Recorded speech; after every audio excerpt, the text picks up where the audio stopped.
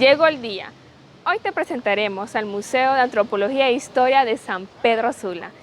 Te daremos un recorrido virtual acompañado de una explicación histórica y antropológica. ¡No te lo pierdas!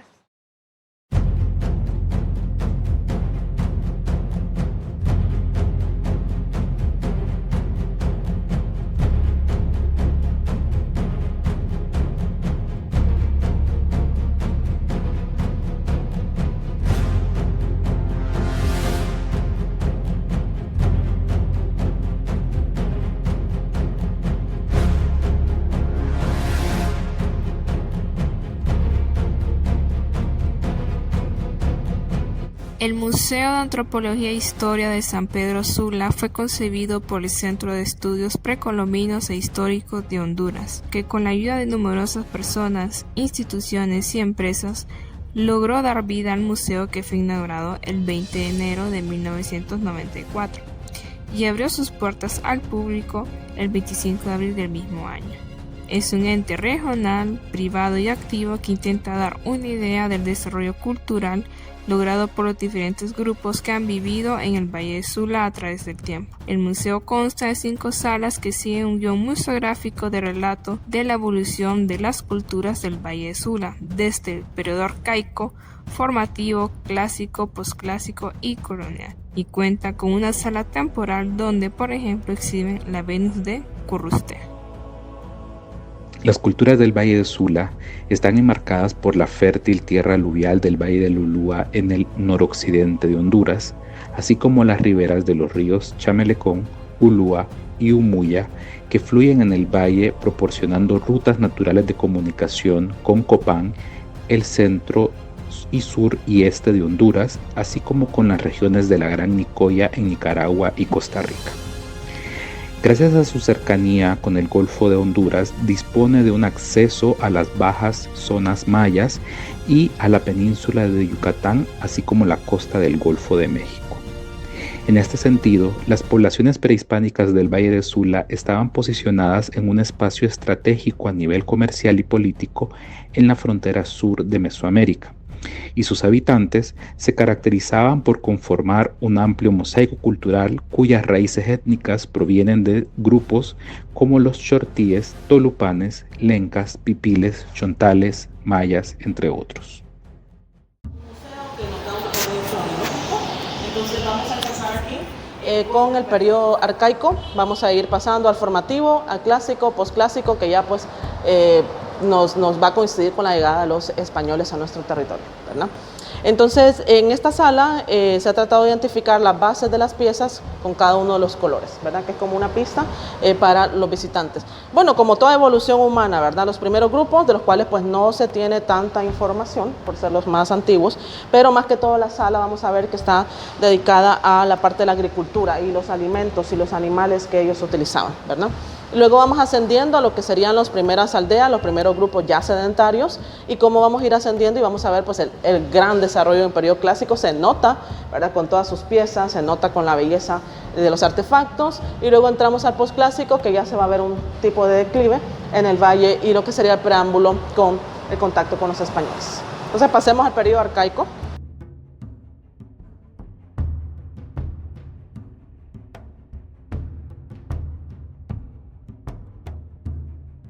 Para entender el desarrollo de una cultura es importante entender el medio ambiente donde se desarrolló, y es justamente lo que describe esta sala. Realmente definir este periodo es un tanto complejo para los investigadores por la antigüedad, ¿verdad? Entonces ellos lo que hicieron en el momento de hacer el montaje geográfico es más que todo enfocarse en la flora, la fauna, la ecología del valle, ¿verdad? Entonces el valle desde siempre ha sido como es hoy, ¿verdad? Un valle muy próspero, un valle fértil. Pues los ríos, ¿verdad? Le van a dar esa característica. En nuestra historia no se puede conseguir sin los ríos, ¿verdad? Los ríos han sido el factor para que los grupos se hayan asentado aquí, hayan prevalecido, ¿verdad? Y pues también cómo nos configura la vida al día de hoy, ¿verdad? Entonces aquí podemos ver parte de los objetos que nos ilustran que animales pudieron haber sido los que empezaron a hacer uso de ellos como para su alimentación y otros usos, ¿verdad? Tenemos animales acuáticos, crustáceos, también lo que son los caracoles, y un poquito pues también de murciélagos en esta vitrina, murciélagos, lo que son felinos, jaguar, tigrillos, manatíes, lo que son las tortugas, y pues aquí podemos ver algunos de los artefactos que son sellos y son silbatos, ¿verdad? En su mayoría son silbatos o la representación de vasijas, como podemos ver allá también de un felino. Aquí también tenemos la ilustración de otros animales, ¿verdad? Iguanas, guapusas, todo tipo de monos. De hecho, se estima que el mono fue muy importante, ¿verdad? Para el valle. Lo vamos a ver muy representado en vasijas, en los sellos, y es por eso que el logo del museo es un monito, que más adelante les voy a enseñar de dónde es que se toma como referencia, ¿verdad? Entonces aquí tenemos un poquito de esa fauna y así mismo aquí, ¿verdad? Lo que son los animales secados, que nos muestran un poquito más de esa fauna. Se colocaron, al momento del montaje del museo, lo que son silbatos y sellos, justamente que coinciden con los animales. Entonces podemos observar aquí pues, todo lo que son las tortuguitas, todo lo que son las ranas o los sapos, y por allá lo que tenemos los armadillos, con la iconografía representativa, lo cual indica pues, que estos animales fueron muy importantes para ellos desde los inicios de la vida aquí en el valle. Por aquí tenemos un poco los alimentos, ¿verdad? El valle, ¿verdad?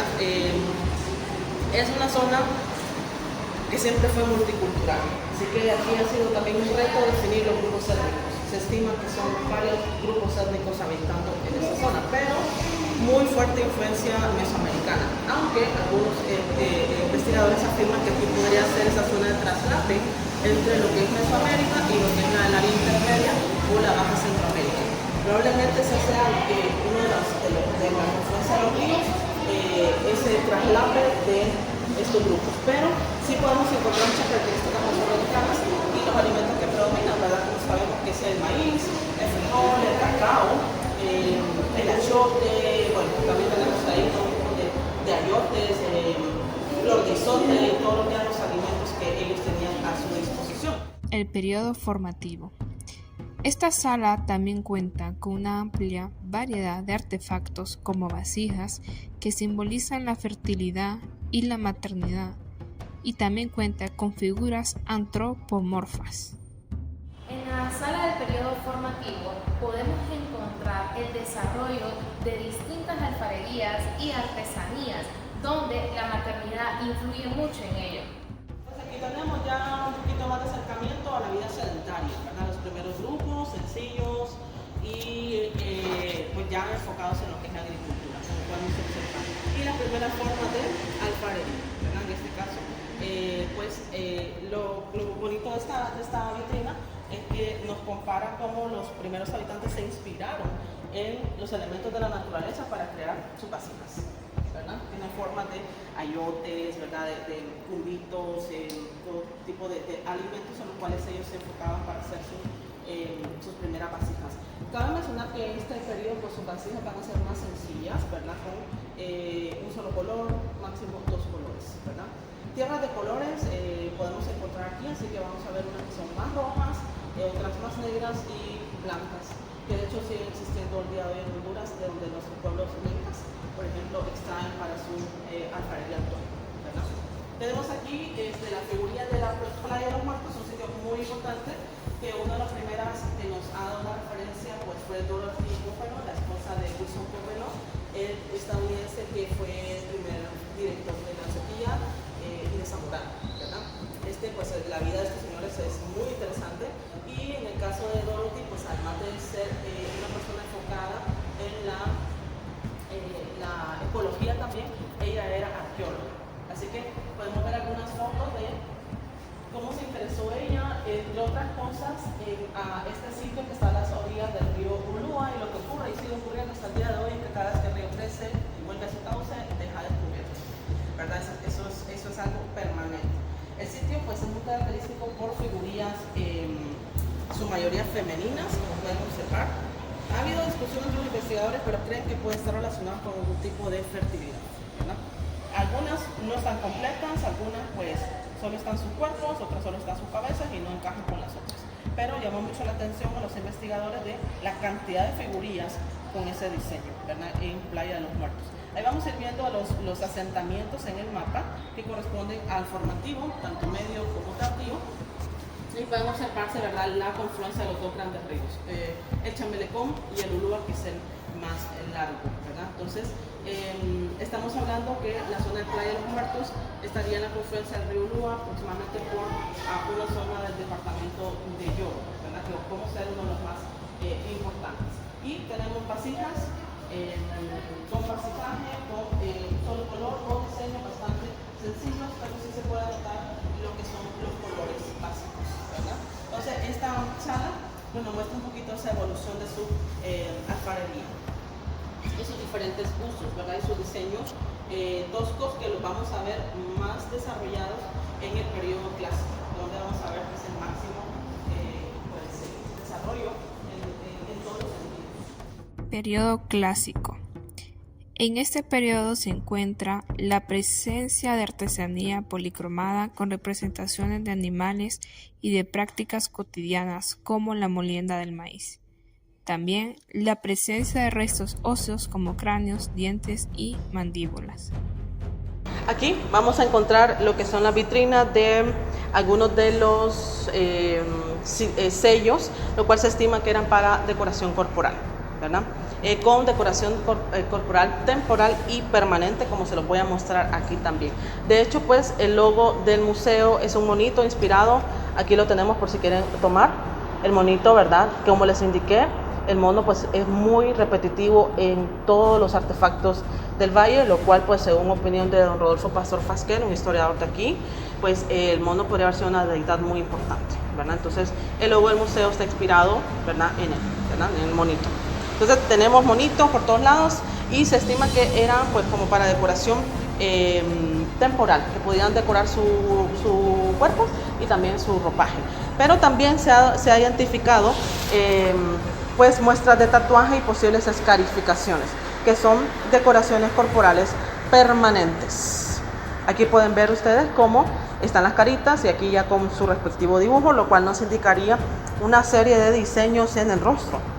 Coincide, ¿verdad?, con lo que describe, por ejemplo, el hijo de Cristóbal Colón cuando pues, hacen sus primeras narraciones de sus primeros contactos con pueblos precolombinos en Honduras, que a pesar de que no llegaron aquí al valle ellos, pero sí se acercaron a conocer a los nativos habitantes de Guanaja, de Trujillo y el resto de la costa de entre hoy en día Colón, y gracias a Dios ellos pudieron notar que los indígenas andaban pintados y probablemente escarificados, ¿verdad?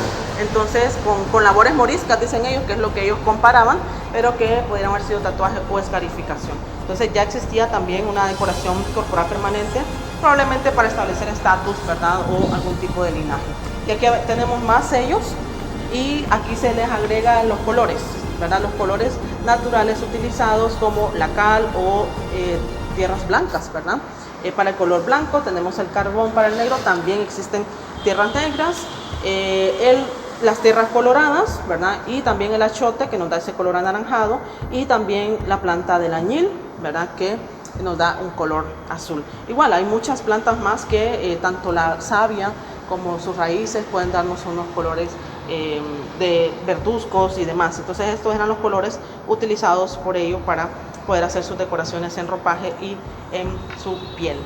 Y pues vamos a entrar a la colección de las vasijas polícromas y las de mármol, que son las más valiosas que tiene el valle en todo sentido, ¿verdad? Tanto la parte artística, el nivel de acabado, como pueden observar ustedes, y lastimosamente también las más traficadas, ¿verdad? Porque estas han sido subastadas a nivel internacional de las piezas que han sido sacadas por vías clandestinas y por el coleccionismo que impera aquí desde el siglo pasado, de manera que han ascendido a miles de dólares o de euros, ¿verdad? Entonces aquí tenemos la colección más valiosa y como nos demuestra lo que es el desarrollo que obtuvieron los pueblos, y aquí se puede notar en lo que son pues sus vasijas. De hecho también, por un dato curioso, allá tenemos el logo del Instituto de Antropología, ¿verdad? Pueden observar aquí que también está inspirado en esta vasija. Así que ahí tenemos como dos logos ahí ya identificados. El periodo posclásico. En esta etapa se encuentran vasijas policromadas más detalladas y variedad de formas de silbatos. Y lo que sobresale pues son algunos artefactos de malacates para hacer hilar algodón, algunas piezas de obsidiana y pues estos también cascabeles de bronce encontrados en un complejo funerario. Y pues aquí tenemos varias réplicas solo para ilustrar al visitante, ¿verdad? Como pues un poquito la importancia de los mayas, ¿verdad? Esa es una réplica. Y también lo que son los códices, los escritos precolombinos, que en este caso sobresalen los encontrados en diferentes puntos que corresponden a los mayas. Sin embargo, pues en México también se han encontrado códices de otras culturas muy valiosos, ¿verdad? Los que han sobrevivido, cabe mencionar, ¿verdad? Porque lastimosamente muchos de ellos pues se perdieron con el tiempo y también fueron destruidos por los mismos españoles que pues obviamente no entendían la diferencia cultural de los pueblos, no entendían sus prácticas contrarias a lo que ellos pensaban que lo que era aceptado, juzgándolo bajo lo que era su cultura o su religión cristiana católica. Bueno, Diego de Landa fue un sacerdote que hizo una quemancina de códices, de escritos indígenas y paradójicamente se considera padre de la epigrafía maya porque después se interesó, imagínense, después de quemar, hacer un desastre, se interesó en la escritura maya y por eso se le considera lo primero que trató de hacer como un tipo de alfabeto de la escritura maya y como primera epigrafía después de haber hecho una quemancina. ¿Qué más supiéramos, verdad? Si no hubieran pasado todo eso.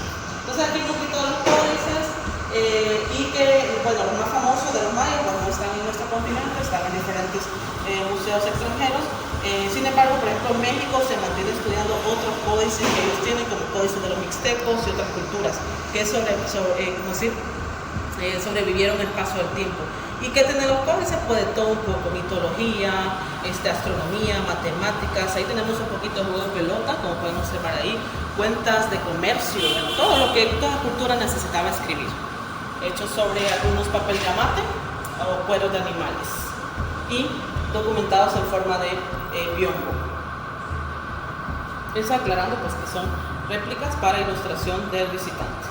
También un poco de la escritura de los que lograron establecerla en un códice, ¿verdad? Porque todavía no se ha identificado si aquí hubo una escritura como tal, porque en algunos vasijas hay ciertos glifos, pero según investigadores no dicen nada, ¿verdad? Sino que era como una pseudo-escritura, pseudo-glifos, probablemente quitando a lo de Copán. Faltaría investigar más, es que la verdad decirle que el valle falta muchísimo para investigar, seguir investigando. Hay muchas preguntas que todavía se tienen y que falta abordarlas por todas las ciencias multidisciplinarias que nos ayudan a interpretar mejor un espacio como este. El periodo colonial. En el periodo colonial, el museo presenta pinturas que simbolizan el primer contacto entre los indígenas y los españoles, el sometimiento y las grandes edificaciones que demandaban trabajos forzosos en el recurso humano, como lo fue la construcción de la fortaleza de San Fernando de Omoa. También la sala tiene representaciones de resistencia indígena, la incorporación de la esclavitud negra, el mestizaje y su configuración con la cotidianidad. Vamos a conocer cómo las culturas indígenas convivieron con los españoles, o mejor dicho, cómo se mestizaron esas tradiciones.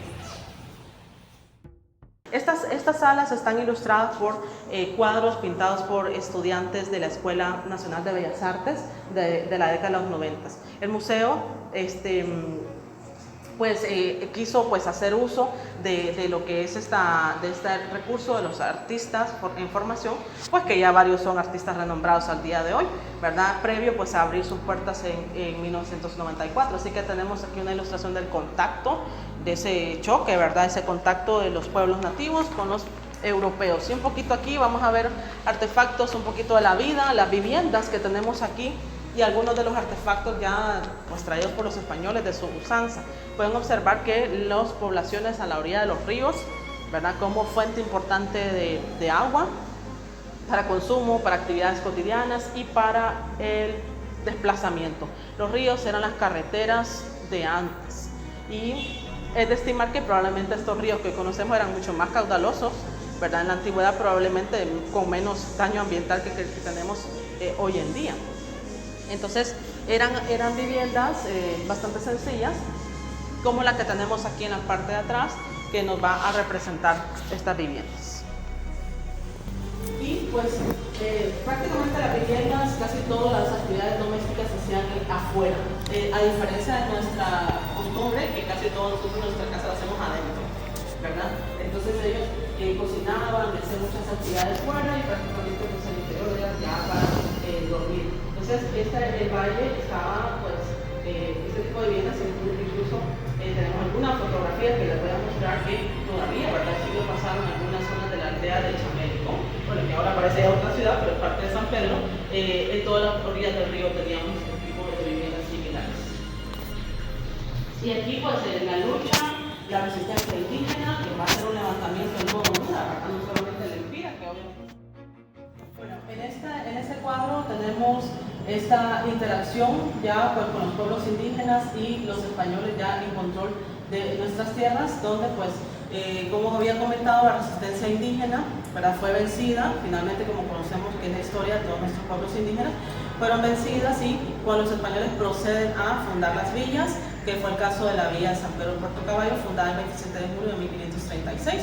Posteriormente, ¿verdad? Pedro Alvarado, con toda la legalidad, deja establecido lo que es la organización de españoles y hace repartimiento de pueblos de indios como se conoce.